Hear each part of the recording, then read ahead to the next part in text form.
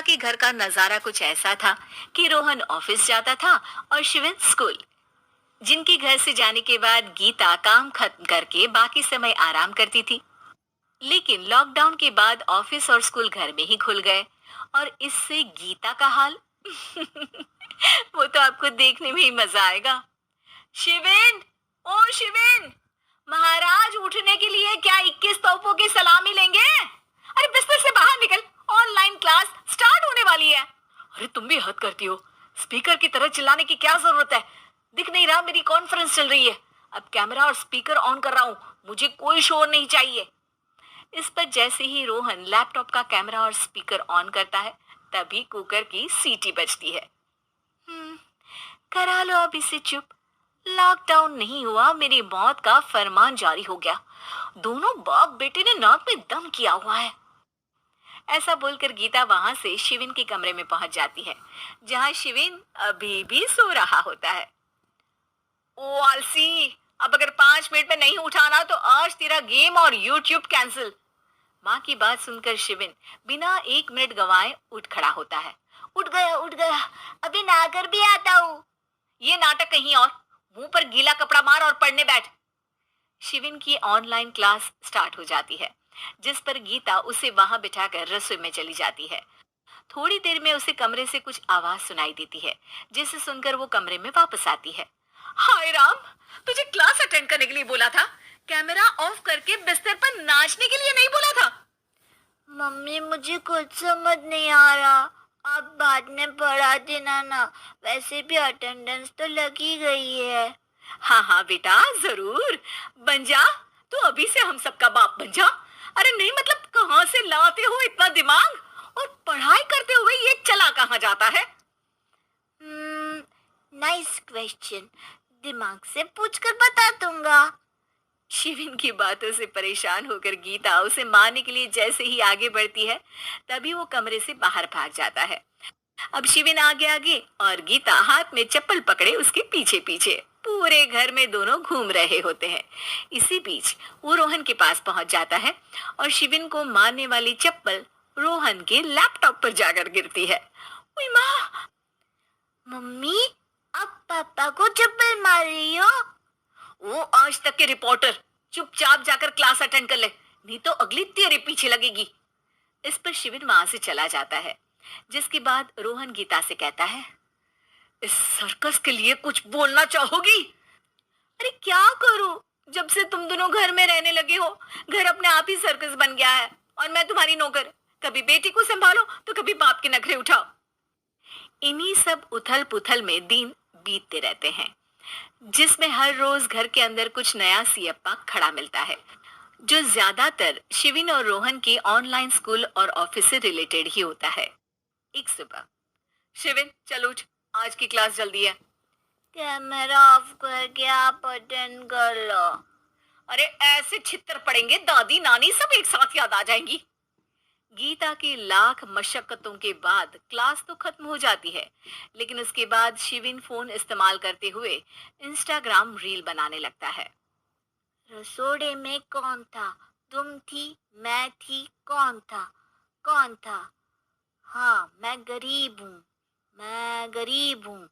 अरे ओ गरीब के बेटे, आजा, मैं बनाती हूँ तुझे गरीब। मैं बताती हूँ रसोड़े में कौन था। पढ़ाई करने बोलो तो इनकी माँ मर जाती है, और ये पागलपंतियां जितनी मर्जी करा लो। गीता शिविन को डांट रही होती है, तभी रोहन बीच में बोल पड़ता है, अरे बच्चा ही तो है, इतना गुस्सा क्यों कर रही हो? बेटे का साथ देने की इसी एक कोशिश में अब शिविन के साथ साथ रोहन भी गीता के गुस्से की सूली पर चढ़ जाता है। अगर बेटे पर इतना ही प्यार आ रहा है तो इसे क्लास अटेंड क्यों नहीं कराते, इसका होमवर्क क्यों नहीं कराते?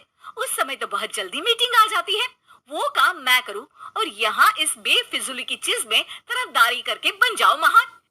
हे भगवान, कोई तो इनके ऑफिस और स्कूल खुलवाओ, मैं इन्हें और घर में नहीं सह सकती। अरे कुछ और मांग लेती, क्योंकि तुम्हारी ये विश इस साल तो पूरी होने से रही, कोरोना।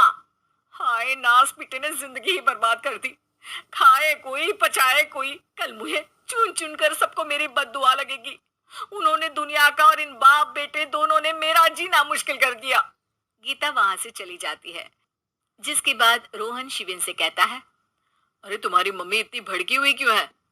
आपकी वजह से पूरा समय घर में रहते हो और उस पर कोई काम कराने की जगह बस ऑर्डर देते रहते हो। अच्छा बेटे, सारा इल्जाम मुझ पर? पूरा दिन तो वो तुम पर ही चिल्लाती है। हाँ, मतलब दोनों का 50-50 है, कुछ करना पड़ेगा। वो कहते ना, make the best out of worst. I have an idea. वैसे तुम्हारी माँ सही कहती है, बहुत जुबान चलाने लगे हो, कम बोला करो। अगली सुबह रोहन और शिविन अपनी गलती को सुधारने के लिए गीता के उठने से पहले घर का आधा काम खत्म कर देते हैं, जिसे देखकर गीता खुश हो जाती है और फिर बाकी बचा काम वो तीनों मिलकर पूरा कर लेते हैं। जिसके बाद अब वो सब मिल बांट कर हर काम में एक दूसरे की मदद करते हुए लॉकडाउन का मजा लेने लगते हैं।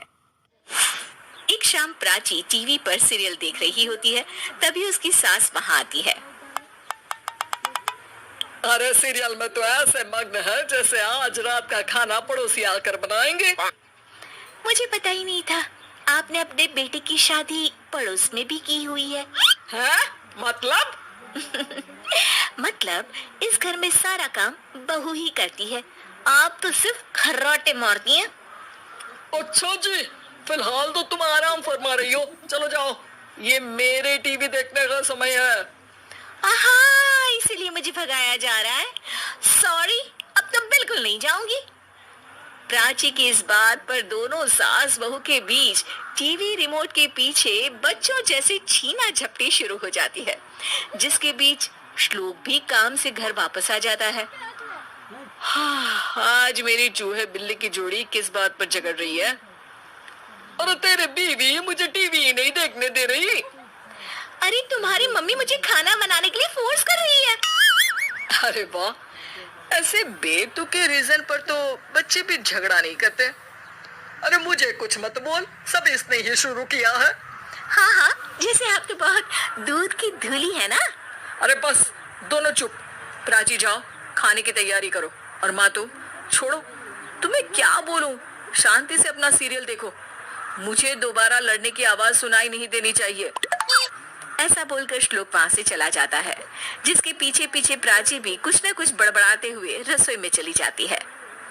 हाँ हाँ, सासू जी को तो कुछ बोलेंगे ही नहीं, बस मुझ पर ही हुक्म चलता है, खाना बनाओ, जैसे मैं इनके घर में खाना बनाने के लिए आई हूँ। इसी तरह शाम बीतती है और रात को श्लोक और प्राची की सास खाना खाकर सोने चले जाते हैं, लेकिन प्राची गुस्से में कुछ खाए बिना काम में ही लगी रहती है। इस घर में किसी को घंटा फिक्र नहीं पड़ता, मैं खाऊं या भूखी रहूं। प्राची कुछ देर के लिए रसोई से बाहर जाती है और जैसे ही वापस आती है तो वहां दूध का भरा ग्लास देखकर हैरान रह जाती है। फिक्र पूरी है, बस दिखाना नहीं है। प्राची दूध पीकर सोने चली जाती है और अगली सुबह एक बार फिर सास बहू का कार्टून नेटवर्क स्टार्ट हो जाता है। ये तुमने ही किया है। अरे अजीब जबरदस्ती है, मैं बोल रही हूँ मैंने कुछ नहीं किया। दोनों ने मिलकर पूरे घर को पागल खाना बनाया हुआ है। यहाँ कोई नॉर्मल इंसान तो रह ही नहीं सकता, इसीलिए अब पड़ोसी क्या रिश्तेदार भी घर आने से कतराते हैं। और सुन बेटे, तू भी चंगा, तेरी माँ भी चंगी, तेरी बीवी भी चंगी, रिश्तेदार। हाँ जी, आपको नहीं पता क्या, गंगाधर ही शक्तिमान है, रिश्तेदार ही। हाँ हाँ, बस समझ गया। कभी जानवरों जैसे लड़ेंगी तो कभी जुगलबंदी करेंगी। भाई मैं आप दोनों के बीच में नहीं फंसना चाहता। सास बहू की इस मनमौजी जोड़ी से परेशान होकर श्लोक अपना सिर खुजलाता वहां से चला जाता है। चलो अब मैं भी कीर्तन में जा रही हूँ। इस पर जैसे ही सास कमरे में अपना पर्स लेने जाती है तो वहां नाश्ते की प्लेट रखी देख मुस्कुराने लगती है और नाश्ता करके घर से बाहर निकलते हुए कुछ पैसे टेबल पर रख जाती है, जिसके कुछ देर बाद सिलेंडर वाला घर आता है। ओ मोरी मैया, मैं सिलेंडर के बारे में तो बिल्कुल भूल ही गई थी। घर खर्च के सारे पैसे भी मम्मी के पास है और श्लोक से बोला तो उल्टा 4 बात सुनाएंगे। प्राची ये सोच ही रही होती है कि अचानक उसका चेहरा चमक उठता है और वो घर में आकर इधर उधर देखने लगती है। तभी उसकी नजर टेबल पर रखे पैसों पर पड़ती है, जिन्हें वो सिलेंडर वाले को दे देती है। ये सब श्लोक देख लेता है। अच्छा बेटे, इतना बड़ा घोटाला, सबके सामने मैं तेरी दुश्मन और पीठ पीछे तेरी मेरी यारी। इस पर श्लोक एक प्लान बनाता है और शाम को सब एक साथ बैठे होने पर बोलने लगता है। माँ, तुम दोनों की बहुत लड़ाई होती है, इसलिए मैं सोच रहा हूँ कि प्राची को उसके घर छोड़ाऊं। इससे वो भी खुश रहेगी और तुम भी। अचानक श्लोक की ये बात सुनकर सास बहू शौक से उसकी तरफ देखती है। अरे ऐसे कैसे घर छोड़ाओगे? मुझे कहीं नहीं जाना। अरे तुमने बोला नहीं, पर मैंने सुन लिया। तुम्हें मम्मी के साथ रहना अच्छा नहीं लगता, मुझे पता है। अरे वो अरे, जब बहू खुद कुछ काम बोले तो वो तुझे सुनता नहीं, और अब जो इसने बोला ही नहीं वो तू समझ गया।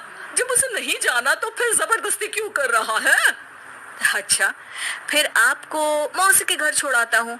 बस अब आप दोनों एक घर में एक छत के नीचे नहीं रह सकती।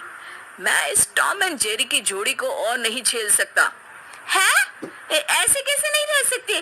तुम्हें इतनी दिक्कत है तो तुम्हारा बोरिया बिस्तर पैक कर देती हूँ, लेकिन मम्मी जी कहीं नहीं जाएंगी। बिल्कुल यही सुनना था मुझे। अगर दोनों में इतना ही प्यार है, फिर हर वक्त ये लड़ाई का नाटक क्यों करती हो? देखा मैंने कैसे माँ किचन में दूध रखती है और तुम उनके लिए कमरे में नाश्ता रखती हो, और कैसे वो पहले ही तुम्हारी दिक्कत समझकर घर में पैसे रखकर बाहर जाती है। अरे भाई, इतना ड्रामा तो डेली सोप में भी नहीं होता जितना तुम दोनों ने इस घर में फैलाया हुआ है। तू हमें टॉम एंड जेरी बोलता है ना, तो याद कर वो दोनों भी एक दूसरे को बाहर वालों की बुरी नजर से बचाने के लिए हमेशा सबके सामने लड़ते थे, लेकिन अकेले में दिक्कत के समय मदद भी तो करते थे। बस हमारा रिश्ता भी कुछ ऐसा ही है।